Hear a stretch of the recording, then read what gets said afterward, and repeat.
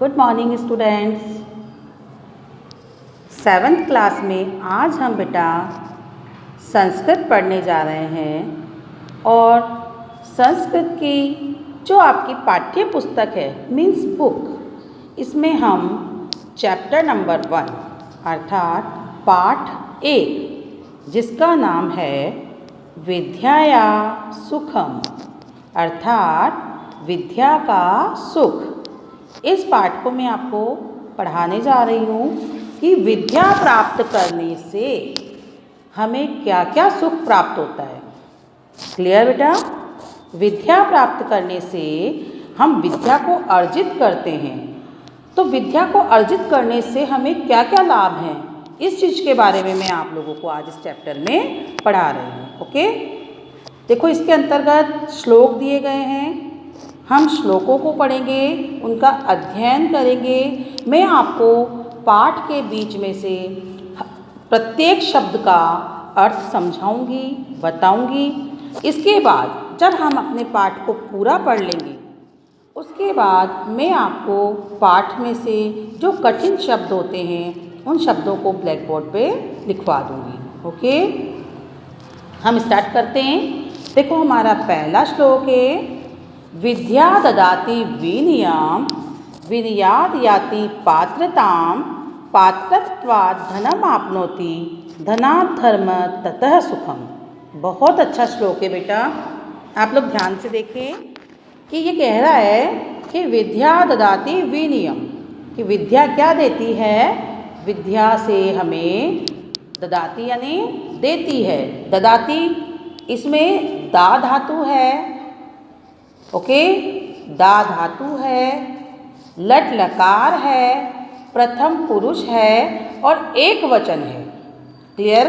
दोबारा बोल रही हूँ, दा धातु है, लट लकार है, प्रथम पुरुष है और एक वचन है। तो विद्या ददाती यानी देती है, विनयम विनयम यानी विनम्रता, हमारे अंदर हमारे स्वभाव को चेंज करती है, बदलती है। हम में विनम्र होने का भाव हमें किससे मिलता है बेटा? विद्या से मिलता है। यानी कि यदि हमें विद्या प्राप्त करते हैं तो विद्या से हमें क्या मिलता है, क्या आती है? विनम्रता आती है। क्लियर? आगे देखिए, विनयाद याति पात्रता।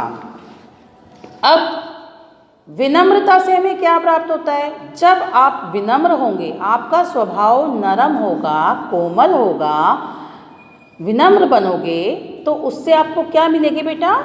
योग्यता। याति यानी प्राप्त करती हो, पात्रता यानी योग्यता, क्योंकि आपके स्वभाव से ही आप लोगों का अच्छा, आपके बारे में अच्छा या बुरा जान सकते हैं। भाई आप अगर विनम्र रहोगे तो सब क्या कहेंगे? ये लड़का बहुत अच्छा है या ये लड़की बहुत अच्छी है, इसका स्वभाव कोमल है, मृदुल है, मृदुभाषी है, सबसे मीठा बोलते हैं। होता है ना ऐसा? कोई अगर गुस्से में बात करता है या कोई कठोर बोलता है तो अपन कहते नहीं ये तो अच्छा लड़का नहीं है, बेकार है, बैड मैनर्स है। होता है ना ऐसा, हम बोलते हैं। तो ये हमें योग्यता किससे मिलती है? विद्या से मिलती है। ओके, पात्रत्वात् धनम आपनोति, और पात्रता अर्थात योग्यता, योग्यता से धनम यानी धन, पैसा। भाई आप में अगर क्वालिटी है, ठीक है ना, योग्यता है, तो आप योग्यता से क्या प्राप्त कर सकते हो? धन प्राप्त कर सकते हो। भाई आपको कोई भी कार्य को करना है, पर उस कार्य को करने के लिए उस कार्य की योग्यता तो हमें होनी चाहिए कि इसको कैसे करना है, तभी तो आप उस काम को कर सकते हो। और जब आपका कार्य अगर ठीक प्रकार से हुआ तभी हम उससे पैसा प्राप्त कर सकते हैं, धन प्राप्त कर सकते हैं।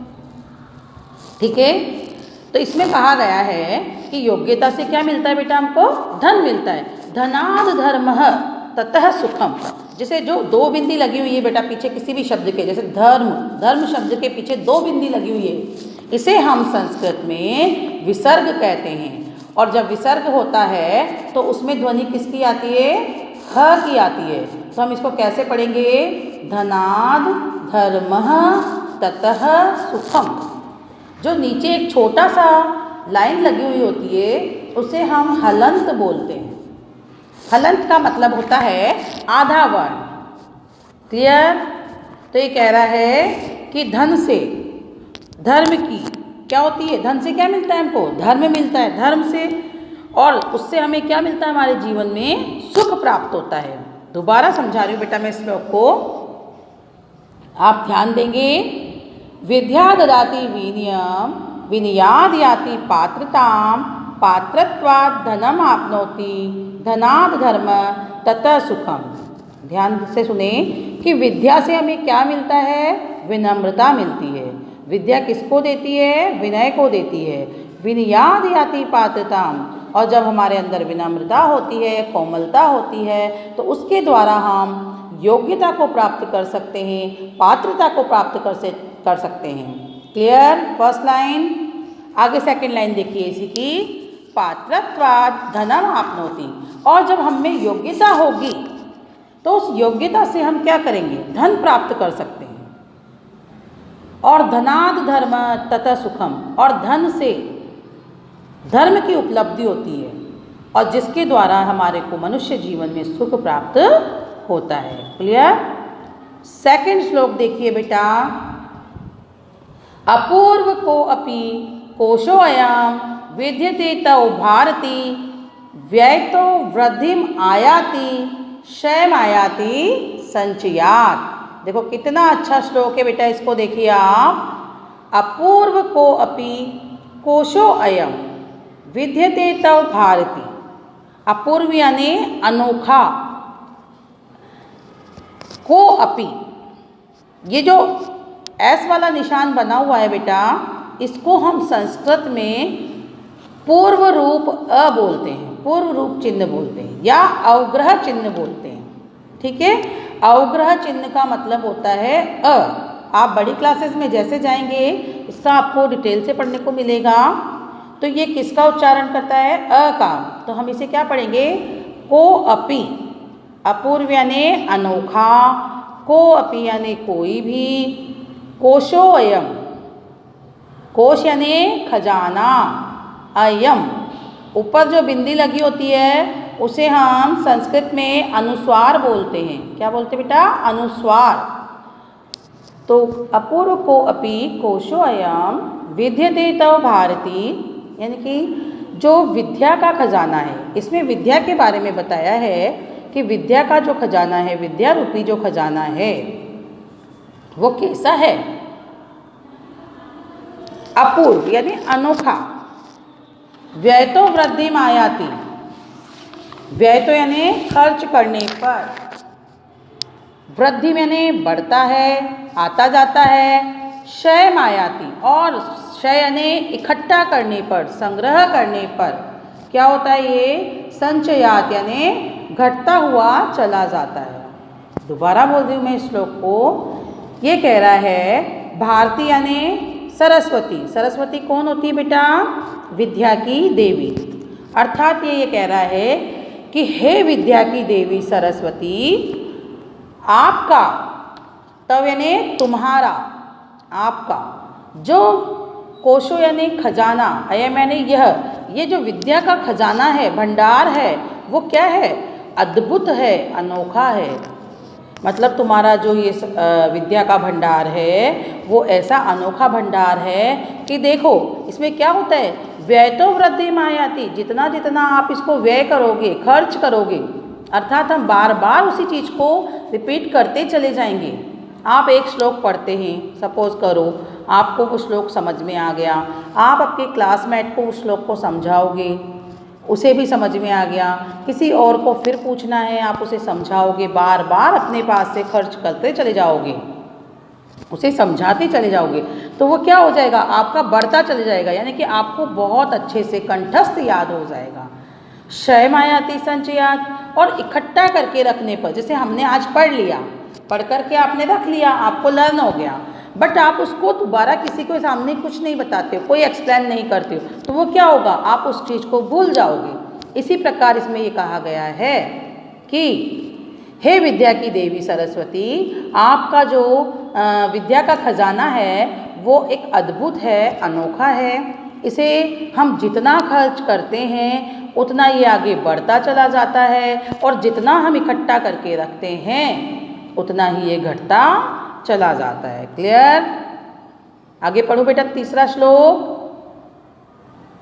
हो गया आपको क्लियर ये? थर्ड श्लोक देखिए, पुस्तक स्था तू या विद्या पर हस्तगतम धनम कार्यकाले समुत्पन्ने न सा विद्या न तद्धनम। इसमें क्या कहा गया है कि पुस्तक स्था अर्थात पुस्तक में स्थित। क्या कहा है कि पुस्तक में जो लिखी हुई विद्या होती है, परहस्तम गतम धनम, और परहस्त मैंने दूसरे के हाथ में आया हुआ, गया हुआ, गतम यानी गया हुआ, दूसरे को दिया हुआ क्या चीज़? धनम यानी धन, पैसा। ठीक है।